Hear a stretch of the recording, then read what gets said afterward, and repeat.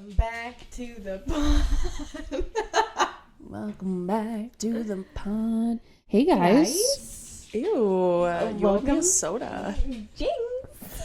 Welcome back to the Skin Scoop. Oh. Aestheticians Unplugged. I'm your host, Lexus. I'm your host, Madison. And today we are talking about how to grow your personal brand. We're talking about how to be influencers. Yeah, turning expertise into influence without selling out. Yeah. We hate a sellout. We hate a sellout. As an esthetician, you're already like a trusted person. Yeah. You know what I mean? Like you already have this relationship with your clientele, and that translates into potentially working with other brands down the line. Yeah. And if you already have this great relationship and people trust you, why not leverage online? Totally. And by no means, like, we're not influencers. No. But we do influence people. Oh, yeah. You know what I mean? Yeah. Where do we start? I think Let's we should talk start about with being in the service industry. I think it's really important to have a page somewhere. Like, it's kind of like having a portfolio as like Absolutely. a photographer, but you're having a portfolio to your service that you offer. Mm-hmm. And people really get a vibe and a feel for who you are Mm-hmm. before even booking with you, when they see you talking on your stories and posting your before and afters, and Yeah. they get to know you, and that translates into people actually booking in the clinic. Yeah, it's kind of like a digital business card. For sure. Instagram is a little bit harder in terms of like going viral these days, especially with like the algorithm changing and whatnot. But definitely capitalize on other platforms as well. TikTok is much easier to go viral on. Well, yeah, you can just make one random video and you can go viral with TikTok. Yeah. Like it doesn't. It's a lot of work to be posting on multiple platforms. It is. I struggle with that, especially now. Like, we do our content for Bonita, and then we do our content for ourselves, and then we do content for the Skin Scoop. Yeah. That's 3 separate brands that have to be active on multiple different platforms. So that's very difficult. Yeah. Definitely capitalize on posting on TikTok and Facebook and Pinterest, potentially, depending on like what you're doing. Totally. But there's also ways that you can just, I've edited a reel on Instagram, and now with the Meta combination, just automatically sending it out to Facebook, and there's 2 things already off your list. Yeah.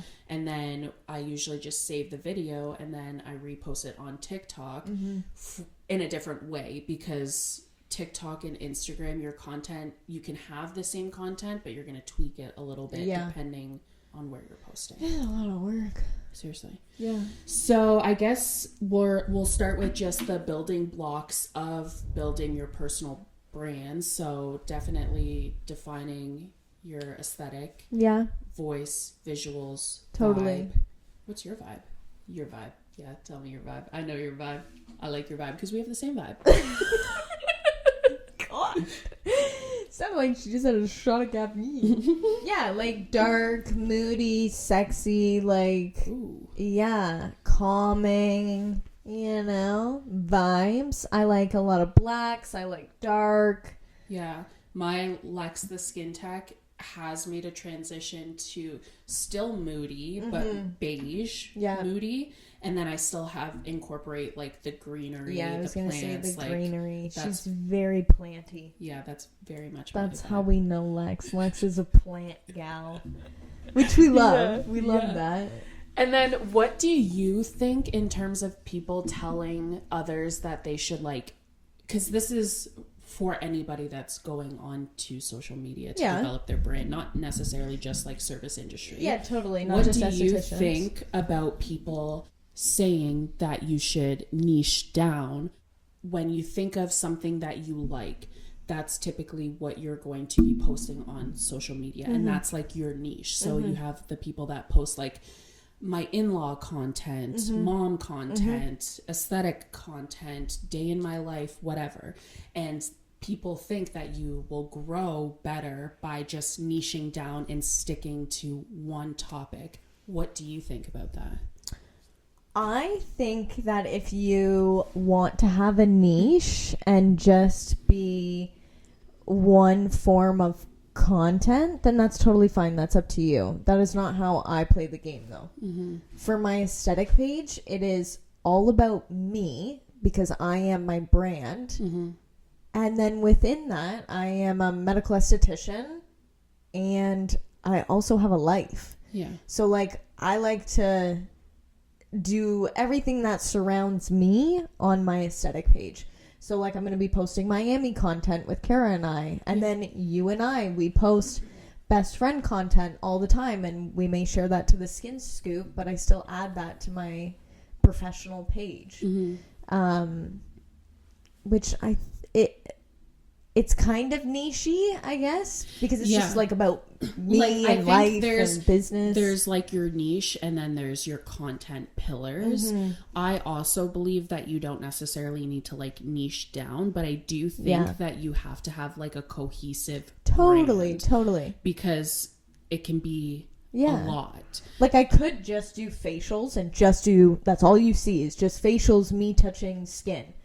But my followers or my patients like to see what I'm doing outside of work. Yeah. And I also feel like it gets old. Mm-hmm. Like it's like that's not what I do facials, but that's not 100% of what fills my cup or what I like to talk about. Yep. And someone can benefit from the other like health and wellness things that we like to talk about as well. And then again, when you're showing your personality outside of just your brand and you're showing like your everyday life, like people like that. Yeah. And it's building more trust, which translate to people booking in the clinic. We like to have fun. Yeah.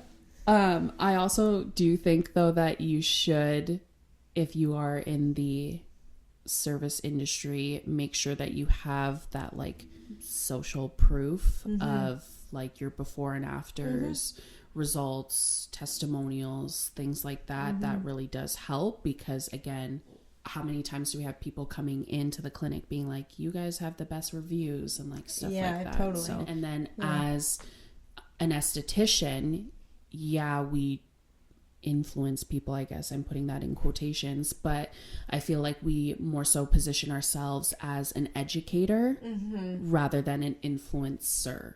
The modern day influencer, you should not be trusting your... Yeah. Like we're actually like certified medical estheticians. Yeah, like, we went to school. We've been in the industry for 7 years. Like you can trust our knowledge. Yeah. People that don't have any backing to this and they're just trying shit off of TikTok and they're like, I use this because I saw it on TikTok. Not even that, but these people have big brands. Oh yeah. And so people want to work with them because they have a huge audience.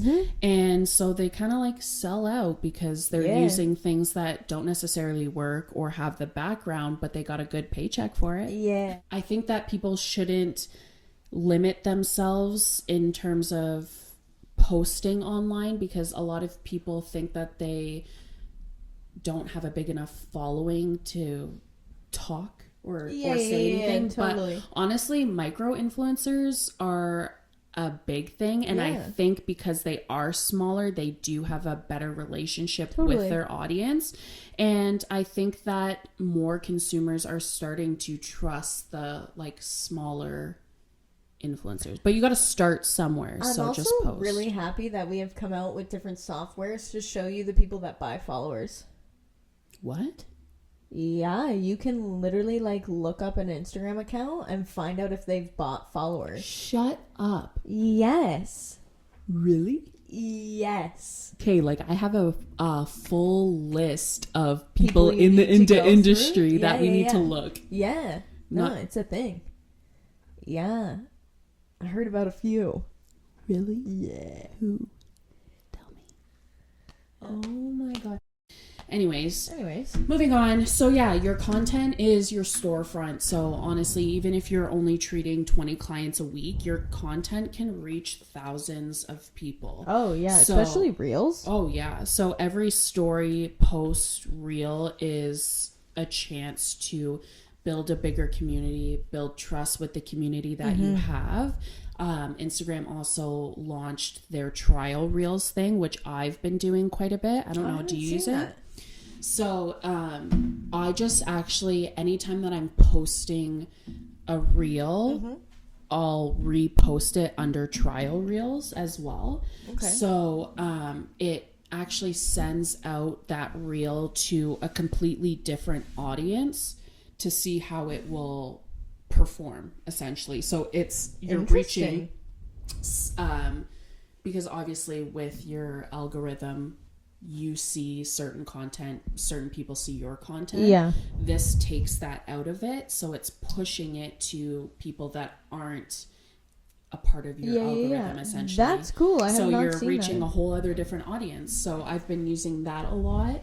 Interesting. I don't really check the views on it that much, but just trying new things and seeing what works. And I think a lot of it is very much trial and error. 100%.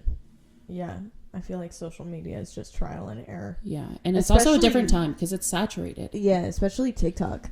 Like, TikTok is trial and error. You just gotta, shoot out content and hope for the best. And the algorithm does not make sense to me. Yeah, and also the whole, you don't know if you're shadow banned, but a lot of people are saying that they're shadow banned because there's a whole list of words that you can't use on TikTok, but you don't really know what those words are besides, obviously, the, sexual ones. Yeah, because I think... I originally posted something about salmon sperm, but then I was like, I don't know if I'm allowed to say sperm on TikTok. But then on Instagram, it's like the wild, wild west out there. It is the wild, wild west out there. Where TikTok, I feel like, is a little bit strict, but not. TikTok is also crazy because I've seen some crazy things on TikTok, and I'm like, how is this? There's a lot of, OF things. Yeah. On Instagram and TikTok. And TikTok Live. Yeah, but we get banned for saying salmon sperm.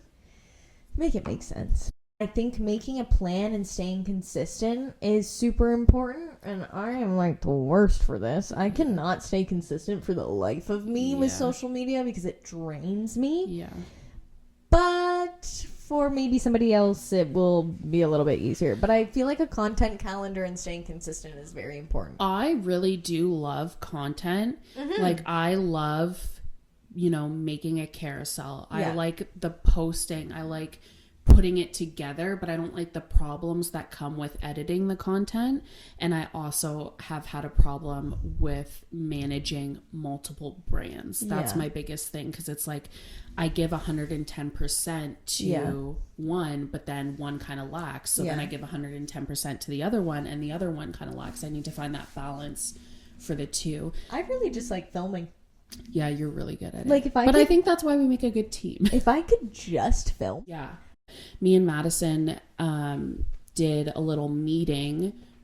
We had done a couple episodes of the podcast. We were just dipping our toes into building this brand, the very start of it. And then we were let's sit down, have a meeting. And we talked about literally everything, colors, logo, what do we want people to feel when they see our content, what age demographic we're going for. we ironed out everything, and a lot of things were kind of repetitive but in a different way, but we really wanted to make sure that we were covered in that, because it is something that we're passionate about, that we want to grow and that we see doing really well. Yeah. So we want to make sure that we're just... And we wanted to be on the same page with one another as well, because we're collabing with this. Mm-hmm. So we didn't want it to be very one-sided. I'm saying this is how I want it to be, and you're no, this is not. But we're very... I think we work together well. It might not work together for other people. Totally. But we're very similar with the way that we things to look, and I love everything you've done on Canva, and Yeah, you do fucking fantastic with Canva. That's another resource that is great for your brand. Plan That is also really good. Yeah. So I use this because I'm a perfectionist, and I will spend hours, literally hours, just trying to find a cover photo because it needs to like... Oh my gosh, she's honestly the worst with cover photos. The amount of times she asks me, do you like this? Does this go with my feed? I'll change the cover photo like literally 10 million times. And it's something so small, but it's important to me. So anyways, that's okay. Plan That is really good. Yeah. I personally use it because you can see how your feed looks, but you can also do this on Canva by just uploading like a grid pattern in the photos. Yeah. I just started using the Meta one. Yeah, you told me. Yeah. I need to look at that more because I think it would be beneficial for us to have the calendar in front of us, like a shared calendar. Yeah. And that way we can just go back and forth. But again, we're still ironing out everything. By no means are we... we're not professionals. We're not experts in this, but we know a thing or two. And we're just, trying her out. It's really important to have a strategy, develop your brand, your fonts, your colors, just your whole theme associated with it, who your demographic is, what you want people to feel, what you want people to get out of your content. And then you can, from there, potentially collaborate with brands, local businesses, small influencers. And I think a really good thing that sometimes me and Madison struggle with is just batching our content. It's because we're so freaking busy. We are, yeah. Like, having a work-life balance is not easy. Mm-hmm. We want to live life. And, this is something fun that we do, and we really enjoy it. But, at the end of the day, we have lives outside of this, and, you want to spend time with your honey, and I want to spend time with my dog, Yeah, for sure. And we work full-time jobs on top of that. Yeah. And then we still have all the other things associated with that, or associated with Skin Scoop, like editing and education. But you can really spin your content. You could take one video of a facial and get 5 different videos out of it. Yeah. When I do a facial, I'll do I love to talk about different ingredients that are good for different skin types or concerns. Yep. So I'll do me applying the mask, and that's just a quick video, ingredients that are good. Then I'll do a whole video of the facial, and then I'll do this, and you can do that same thing with getting ready. You can make 5 different videos out of that. And the thing is, when you think about it, because some people are I don't want to reuse the content that I'm posting, and my audience has seen it. You know what? The chances are your audience actually hasn't seen it, especially with the algorithm. So reusing content is not a bad thing. And the purpose of posting your reels and stuff is to actually reach people that don't follow you. So it is really beneficial. Even if you've already used it, keep posting it, make different videos out of it. 100%. But I'm really bad for that. Once I've done 3 videos, sometimes even 1 good video, I'm I need new content. I have nothing. And Madison's you have so much content. Yeah, we both have so much content, but I just get in these ruts that I'm I don't want to sit on my phone and make 3 reels. I know. I want to sit on my phone and scroll TikTok. Yes. And have fun. Yes.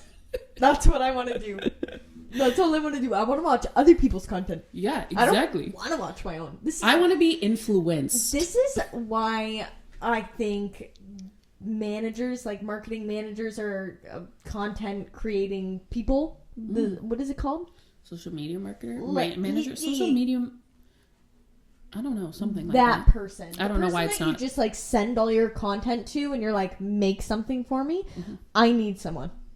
Yeah. Because I have so much. I have so much, and I have so much good stuff. I know. When I had there was 2 glorious weeks where I had all of Skin Scoop's content scheduled. I remember captions. That actually. I was I've never felt so free. So I feel we need to get back to that. But... Yeah, that was beautiful, honestly. But anyways, I do think a series is a really good thing to have because people love that and it keeps them coming back and something to look forward to. Like, you don't have it right now, but you did start your series, the your facials with Matt. Yeah, and I love them. They're great. They're so funny. They're so much fun to do. But again, I need somebody to pump up my content for me. I know. Because it's a lot of damn work. Yeah, seriously. I get tired. So on that note, I think it is really important to protect your energy while you're online. So that is why I feel like we're very good at taking the break from social media so you don't burn out, because you are present very frequently, even with like people having access to you just to book appointments or cancel appointments or change them around, whatever. So I think that's really important as a service provider, which is why I think that batching content is so good, and it's so good for your mental health, because you could schedule it and not have to worry about it and be good. I think that if anyone has questions about building their brand, we can make an episode answering those questions. I think that some specifics, I think that would be great. So if you have any questions about like what Lex and I have done, or just general questions, things that we use, feel free to ask. We would love to share the knowledge of what we have. We don't gatekeep. Period, queen. Yeah. So I guess it's time for question of the day. Yeah, give it to me. If you could be known for one thing in beauty, what would it be? Facial connoisseur. I know. Yeah. I love a facial. I put my heart and soul into those. Yeah, they're fabulous. Like, honestly, if there's one place I want to be, it's in Madison's treatment bed. Like, the it's other crazy. day I gave Lex a facial and I was like, no talking, no communication. You lay there with your eyes closed and you enjoy it. Yeah, but she was mad at me and she was trying to get me to relax. So yeah, because you were saucy. You needed a little loving. So that's what I'm good at. Like, immediately, I'm so sorry. I love you so much. Your hands are so magical. What about you? If there's one thing that I could be known for in the beauty industry, I do really like the wellness side that I've been tapping into, because that's something that's very important to me. But in terms of my career, I think just like mind-blowing before and afters. Yeah. And they typically are pigmentation. I was going to say you're like the pigmentation eraser. I know. But I've also struggled with that myself. So yeah, maybe totally. I just take it very personal. Like, I want to clear them so bad. And we have so many phenomenal tools, but I think that in my career, pigmentation removal. Love that for you. Yeah. That's it. That's all. Happy Monday. Thank you for listening. Like, comment, share, subscribe. Almost had it. So close. I forgot about share. And we will see you on the next episode. See you on another Monday.